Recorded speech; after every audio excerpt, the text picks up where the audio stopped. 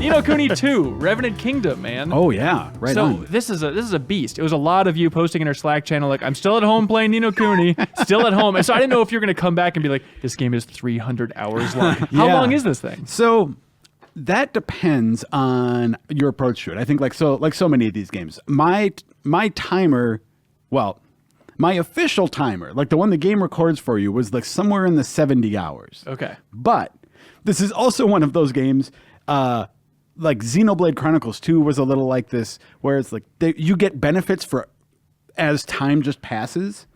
So there were definitely times when, so like you said, I was at home playing the game for review, but there were still times when I had other work to do. So it's like, if I have a few hours of other work to do, I would just let the game run in the background because you accrue this currency over time that lets you like build your kingdom. Uh-huh. So was that other work to do, go play a better game? It was basically just, I should say, this game isn't bad. Good. It's not like, oh, I'm going to go play something else because this game sucks. I just had other things to do. But point being is, by my calculations, I was pretty thorough with side quests and things like that. And I ended up around, I'd say, the 50-hour mark for finishing the whole thing. Cool. To start things out, did you play a lot of Ni no Kuni 1? Did you have opinions on that game before you went into this one? Well, so here's what I'll say about that. I don't want to delve too far into that, partially because this game is like separate. Oh, really? Okay. So it's in that universe. So it's like if you played the first one, you'll recognize like, oh, Ding Dong Dell is a place I know, right? So there are carryover concepts going on, but like generally they are not bound to like using the exact same world that they used in the first game. It's like a Final Fantasy kind of thing where it's just like every entry is kind of a separate story. I mean, sort of, except it is in the same universe. It does acknowledge the events of the first game in some way. But I think another reason why I'm hesitant to like lean too hard on the first game when talking about this one is that like I feel like Level 5 took a lot of the criticisms of the first game to heart, and where the first game was very much, I think, almost to a fault, a very traditional JRPG. Yeah. They definitely like experiment more with this one. And that's what you like. Which I think is, I mean, I like traditional JRPGs also, but what it felt like they were still struggling with in that first game was elements of like difficulty curve and like a game that seems generally accessible until you hit like a weird spike and then you have to go grind for a while, and like things like that felt a little uneven. This game's definitely, I think, more consistent in that regard, but it's consistently way easier. Oh, really? Which for me anyway was kind of disappointing because the game doesn't give, I wish that it gave you more options to sort of like tailor the difficulty to the way you want it to be. There's nothing that really? There are options to make it easier, but not options to make it harder.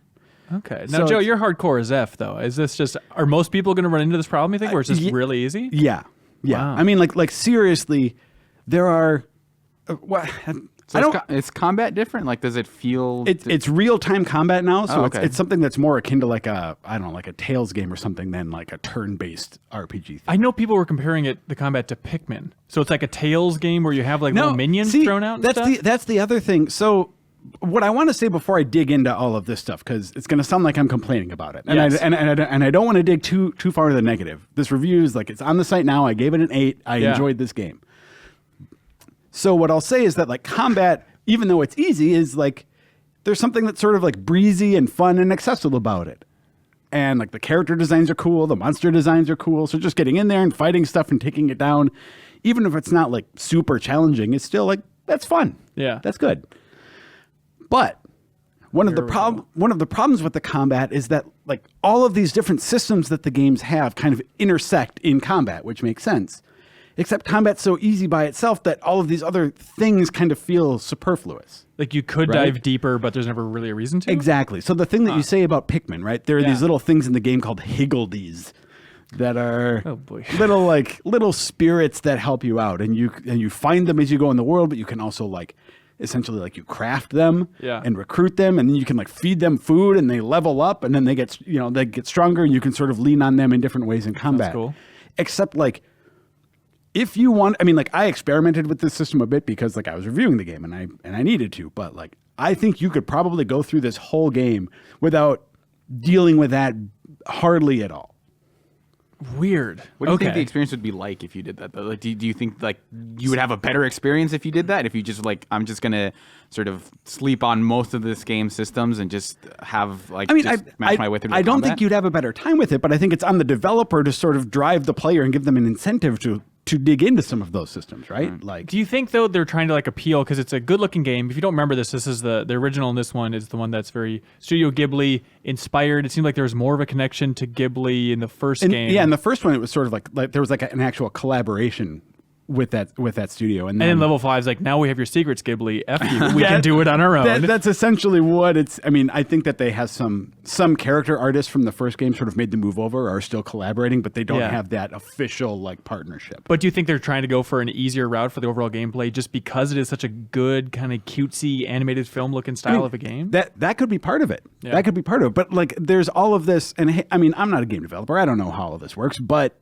there's something to me that's kind of at odds where it's like, if what you're aiming for is something that's super accessible and easy to play and kid friendly, then why are you making this big like 60-hour sprawling RPG, you know, like with all of these different complex systems in it? You know, it's enough with the negative. How's the rest of the game outside of combat? Like, story is fine, too good. the story is very straightforward. What I want to talk about on the good front, is the city building. Oh, now we're talking Dark Cloud. Here we go. Because that's really what makes this game. It's a little bit of, I mean, like if you've played like the Suikoden games, it's got that sense of like you're going out there and recruiting people and bringing them back to your base and putting them in different slots. So it's like, oh, this person has a special skill that makes them good in the general store, so I'm going to put them in the general store. This person's good at armor smithing, so like I'm going to put them there, and then I'm going to upgrade the armor smith building. And then when it's upgraded, I can research new things that let me buy and build new armor that I can then augment with different blah, blah, blah. Those systems are great in theory. I feel like we recently talked about it. God, what was that 3DS? Ever Oasis serial. Remember that? Yeah. I never talked about that game. And it's I played Ever Oasis. Yeah, and it's like, that seems great. The idea of city building an RPG always sounds fun, but it comes down to the specific systems and if it all ties together and it's like a clean UI and this game is good. It's good. Yeah. Okay. Yeah, it does that well. There are some parts of the interface that you're always like, I wish this were a little different. But for the most part, it does a good job of like making information accessible to you without you having to wade through too many menus to like figure out what you need and stuff. So like really, that's what kept me going on this game, more so than the main story, which is a pretty traditional fairy tale of like, you're a king, you need to start a new kingdom because you were kicked out of your old kingdom. And when you make the central pillar of your new kingdom, I want to create a world without war or conflict. That's beautiful, man. So then you go out to get So then you go out to get all the other countries to sign on. So it's all very sort of like predictable, and I don't really love the way that like the characters aren't really fleshed out in a way that makes them satisfying. They're just sort of like, once you get them in your party, they're just sort of there. And they're all very British? No, not so much. Okay. They're kind of fall on the spectrum from British to piratey. Where do Higgledies fall on that? Can you have a Higgledy party member? No, they're separate. What the Higgledies are is like when you're fighting in combat, you can choose, like you can actively control one of, like you have 3 party members. You can actively control and switch between any of them, and then the other 2 are AI handled. And then the Higgledies, you have 4 groups of them on the field at one time, and then you just sort of like, they're just sort of there doing their thing, and sometimes you can go and like manually activate them, and then they do like a special move. That's what they do. But what kept me like really invested in this game, and what kept me like enjoying the combat, is all of the side quests to go and get new people. Like new people to bring back to your town to make your town better. And of course, the bigger you get your town, the more money you make as like time progresses, which means that then that's the bigger stuff you can afford, the more upgrades, the more research, all of that stuff. So like the city essentially functions as like your progression system. It's like your skill tree. That's cool. So the city determines going through the city is how you determine like how good the equipment is that you can build, how much experience you and like your party members, you can boost that through battle, like what items you have access to, uncursing items, things like that. So speaking to like what you said about, having the game having all these peripheral elements that you can ignore, do you feel like you can ignore the city building? And like, Or do you, like if I'm not really feeling this part of the game, like can you just skip it and I don't think you can skip the city building entirely, but because like I said, that's basically your skill tree. That's how things, like that's how you get better at stuff. And you might be, I mean, maybe you could put minimal effort into it if you were putting maximum effort into other areas. But it does feel pretty core to But yeah, I mean, it's like and more than anything else, it is. I think just hands down the best part of the game. It's like if you ignore that, I don't know why you're playing this game. Right. Yeah. But anyway. Serial, do you remember who directed this game? No. I never learned it, so I can't forget it. There we go. Same director as Overblood 2, and the programmer on Overblood 1. So if you're a fan of Overblood, definitely check out Nino Kuni 2. the unofficial sequel to Overblood 2. Are there any Overblood references in this thing? Not that I could catch. God. Weirdly enough. Just give us one higgledy-dee that looks like Raz Carson. Is it too much to ask? Or I don't know, a peepo in your armory or something. It's right there, dude. Yeah, it's so easy. So yeah, I mean, ultimately, this is one of those games that I had a really good time with, has some parts of it that are really engaging, and the parts that aren't as good don't usually dip down into like bad territory. It's just like, hey, this is decent, this is okay, and then there are times when it gets sort of like lost opportunities more than actual detriments. Exactly, yeah. There we go. Nino Kuni 2, 8.0, review on the site. Thank you so much for watching this excerpt from the Game Informer Show podcast. You can subscribe to the audio version and listen to new episodes airing every Thursday. We cover big games on the horizon, games that we've just reviewed. We have long-form developer interviews, a lot of fun stuff. So check it out every Thursday.